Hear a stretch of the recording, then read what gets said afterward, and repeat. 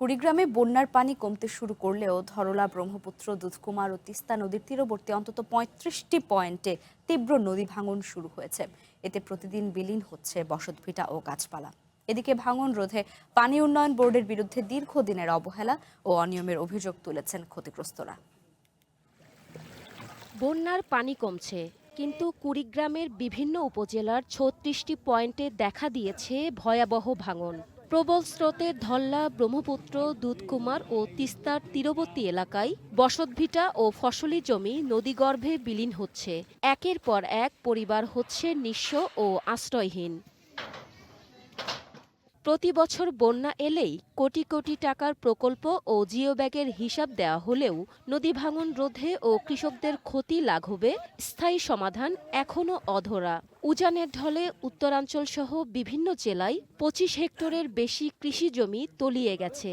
পাশাপাশি পানিবন্দী হয়ে পাট, চীনাবাদাম, মরিচ, আউশ ও আমনের বীজতলা নষ্ট হওয়ায় চরম অনিশ্চয়তায় পড়েছে প্রান্তিক কৃষকরা। নদী তো খুব পানি বাড়বে নাকি, ভাঙবে আরো নাকি খুব। এবার যে আল্লাহ কি করে বাড়ি ভাঙার জন্য। স্যার একটা বারো আমাদের কোনো খোঁজ নিল না, অথচ ওনার কাছে অনেক খবর গেছে, প্রায় ৩০-৪০-৫০টা বাড়ি ভাঙি গেল, একটা বারো খোঁজ নেয় না। ভুক্তভোগীদের অভিযোগ, বছরের পর বছর নদী ভাঙনের ঝুঁকি থাকলেও ভাঙন ঠেকাতে কোনো কার্যকর ব্যবস্থা নেয়নি পানি উন্নয়ন বোর্ড। যখন নদী ভাঙা শুরু হয় তখন হয়তো বা কোনো মানুষ, কোনো সরকারি মানুষ আসে, কিন্তু এসে তো তখন সেইভাবে কাজ করার কোনো সুযোগ আসে। পানি উন্নয়ন বোর্ড ইভেন মন্ত্রণালয় পর্যন্ত যদি আমাদের এই কথাটা কানে যেয়ে থাকে ওনাদের বা পৌঁছে থাকে, তাহলে ওনারা এখানে ইমিডিয়েট কোনো পদক্ষেপ যদি গ্রহণ করে হয়তো আরও ২-৪-৫০০ পরিবার বেঁচে যাবে। এদিকে জেলার বন্যা পরিস্থিতির উন্নতি হলেও উজানের ভারী বৃষ্টি অব্যাহত থাকলে আবারও নদ নদীর পানি বাড়তে পারে বলে সতর্ক করেছে পানি উন্নয়ন বোর্ড।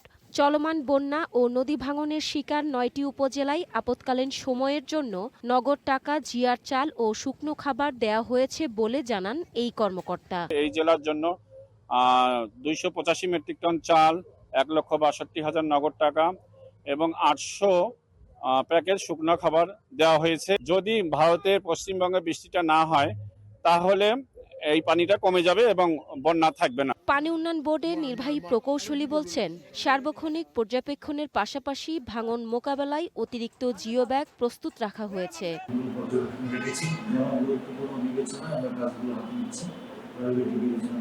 প্রতি বছর বর্ষা মৌসুমে অস্থায়ী বাঁধ ও জিও ব্যাগ ডাম্পিংয়ের মতো সাময়িক পদক্ষেপের পরবর্তীতে নদী শাসনের মাধ্যমে স্থায়ী সমাধানের দাবি ভাঙন কবলিত এলাকাবাসীর।